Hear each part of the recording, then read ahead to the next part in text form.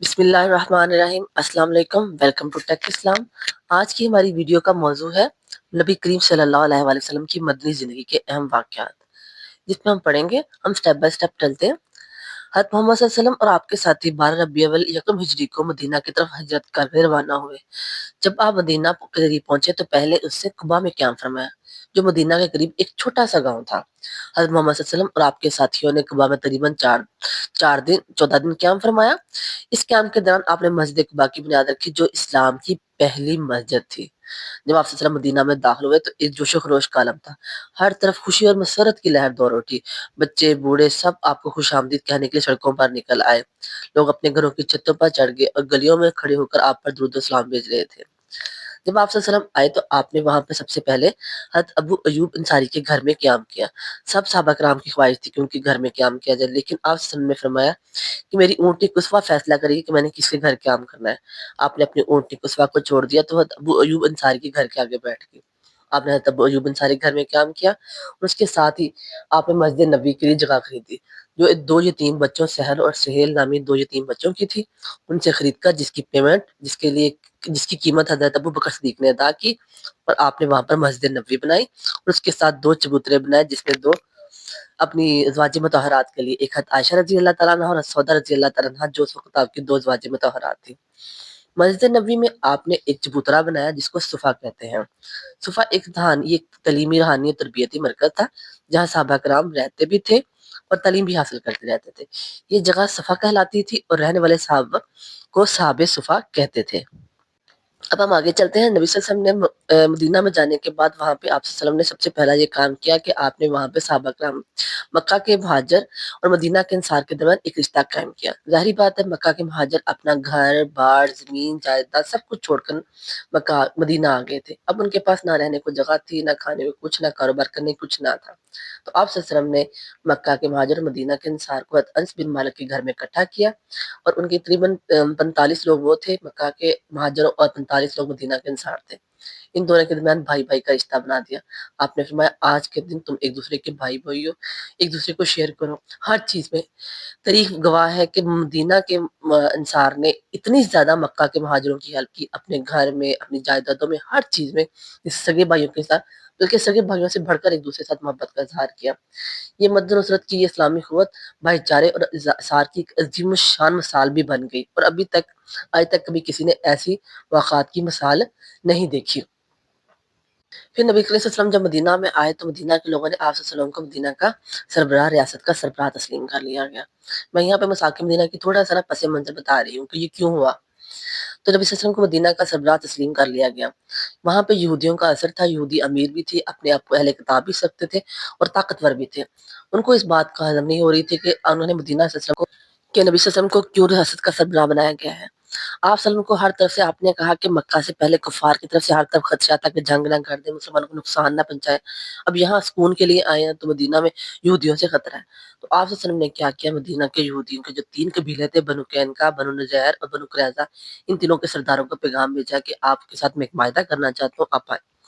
تو یہ معاہدہ یہودیوں اور مدینہ کے مختلف قبائل، یہ 2 قبائل بنو اوس اور خزرج تھے جو مسلمان ہو گئے تھے، ان کو بھی بلا لیا۔ مین یہ معاہدہ زیادہ تر مدینہ کے مسلمانوں اور یہودیوں کے درمیان ہوا۔ اس معاہدے کی کچھ شرائط تھی، یہاں پہ میں 5 ڈسکس کرتی ہوں کہ اگر مدینہ پر کوئی بیرونی حملہ ہوگا تو تمام فریق مل کر دفاع کریں گے مدینہ کا۔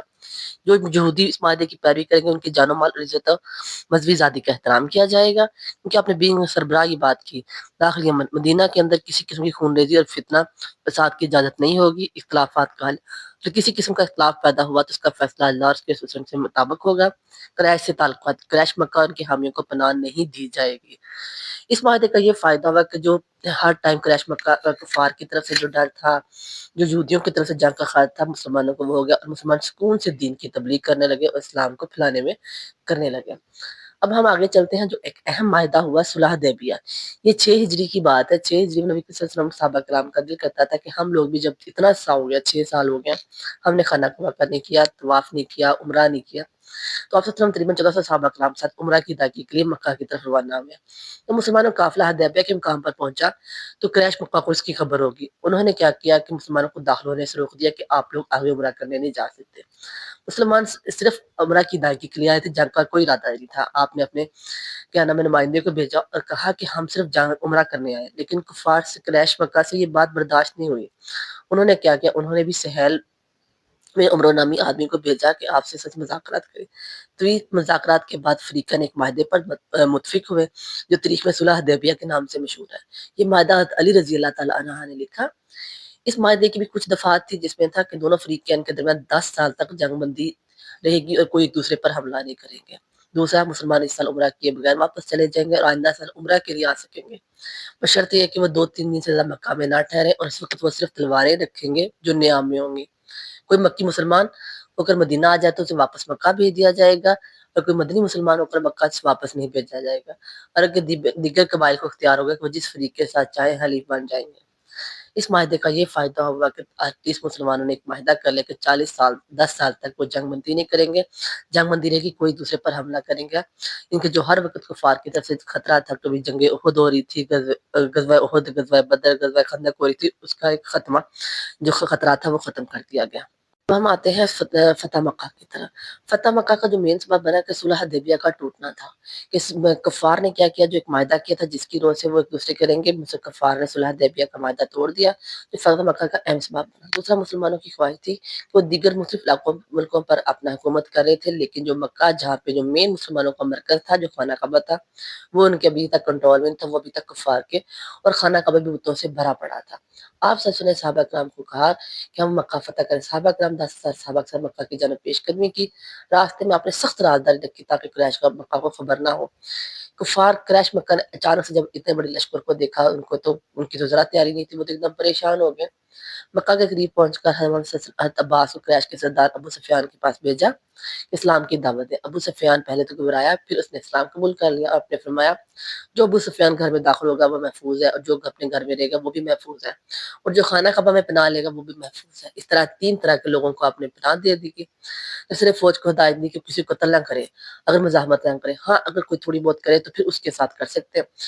کسی نے اتنی زیادہ مزاحمت نہیں کی، صرف چند لوگ تھے جو ہوئے، باقی شہر پر آپ نے بلا خون ریزی قبضہ کر لیا۔ آپ خانہ کعبہ میں اکٹھے ہوئے، سارے کفار مکہ وہاں پہ کھڑے تھے، آپ نے 360 بتوں کو توڑا اور پوچھا آج تمہیں پتہ ہے میں تم کے ساتھ کیا معاملہ کرنے والا۔ سب پریشان تھے کہ آپ پتہ نہیں ان کے ساتھ کیا کریں گے، لیکن آپ نے فرمایا اہل مکہ کو معاف کر دے، فرمایا جاؤ تم سب آزاد ہو، تم سب کو میں معاف کرتا ہوں۔ اس کا یہ اثر ہوا، کفار آپ کے اتنا زیادہ انسپائر ہوئے اس سلوک سے کہ وہ بہت زیادہ مسلمان ہو گئے۔ آپ صلی اللہ علیہ وسلم نے وہاں پہ اپنے نمائندے کو چھوڑا اور خود بارہ واپس مدینہ کی طرف واپس آ گئے۔ یہ تھا فتح مکہ کی ساری ہسٹری جو 8 ہجری میں ہوا تھا۔ اب ہم لاسٹ ٹاپک کو ڈسکس کریں گے جو ہے حجۃ الوداع۔ نبی صلی اللہ علیہ وسلم حج جو ہے تھا 9 ہجری میں فرض ہوا، لیکن اس وقت آپ صلی اللہ علیہ وسلم نے ابوبکر صدیق کو بھیجا۔ 10 ہجری میں آپ نے خود حج کا ارادہ فرمایا، جس میں آپ نے تقریباً صحابہ کرام کو کہا کہ میں حج کرنا چاہتا ہوں، تو 1,00,000 سے زائد صحابہ کرام آپ کے ساتھ حج کے لیے گئے۔ یہ حج آپ کا پہلا اور آخری حج تھا، اور اس حج کے موقع پر آپ نے خطبہ دیا جس کو خطبہ حجۃ الوداع کہتے ہیں۔ یہ خطبہ ایک ایسا تھا جس میں پوری اسلام کی تعلیمات کا نچوڑ تھا۔ آپ صلی اللہ علیہ وسلم نے اس خطبے کے اہم نکات میں یہاں پہ نوٹ کرتی ہوں۔ آپ نے فرمایا کیا لوگوں، بے شک تمہارا خون، تمہارے مال، تمہاری عزت ایک دوسرے پر اسی طرح حرام ہے جس طرح آج کا دن اس شہر میں اس مہینے کی حرمت ہے۔ آپ صلی اللہ علیہ وسلم نے فرمایا جاہلیت کی تمام رسومات، خون کے بدلے اور سود کے ختم کرنے کا اعلان فرمایا۔ آپ نے فرمایا کہ عورتوں کے حقوق پر زور دیا، پھر آپ نے امانتوں کی ادائیگی کا کہا گیا کہ امانتیں ان کے حقداروں تک پہنچا دو۔ آپ صلی اللہ علیہ وسلم نے فرمایا کہ میں نے اللہ کا پیغام تم تک تم سب گواہ ہو۔ سب نے کہا ہاں اللہ کے رسول۔ آپ صلی اللہ علیہ وسلم نے فرمایا 3 بار اے اللہ گواہ ہے نا، یہ میری بات کے گواہ ہیں۔ پھر آپ نے مردوں کے حقوق کا بھی ذکر کیا، نسلی امتیاز کے خاتمے کا کہا اے لوگوں بے شک تمہارا رب ایک ہے، تمہارا باپ ایک ہے، کسی عربی کو اجمی پر، کسی اجمی کو عربی پر، کسی گورے کو کالے پر کوئی فضیلت حاصل نہیں ہے۔ پھر فرمایا میں تمہارے درمیان 2 چیزیں چھوڑے جا رہا ہوں، جب تک تم ان کو مضبوطی سے تھامے رہو گے کبھی گمراہ نہیں ہوگے، وہ ہے اللہ کی کتاب قرآن اور میری سنت یعنی حدیث۔ آپ نے پھر فرمایا مسلمانوں کو اللہ سے ڈرتے رہنا اور اس کی نصیحت اطاعت کرنے کی نصیحت فرمائی۔ لاسٹ میں آپ نے فرمایا آج میں نے تم پر تمہارے لیے تمہارا دین مکمل کر دیا، تم پر اپنی نعمت پوری کر دی، تمہارے لیے اسلام کو بطور دین پسند کر لیا۔ یہ تھی خطبہ حجۃ الوداع کے اہم نکات۔ میں امید کرتی ہوں آپ کے لیے یہ ویڈیو فائدہ مند ہوگی۔ اگر کسی چیز کی سمجھ نہ آئے تو آپ کمنٹ میں پوچھ سکتے ہیں۔ دعا میں یاد رکھیے گا وما علینا الا البلاغ المبین۔ جزاک اللہ۔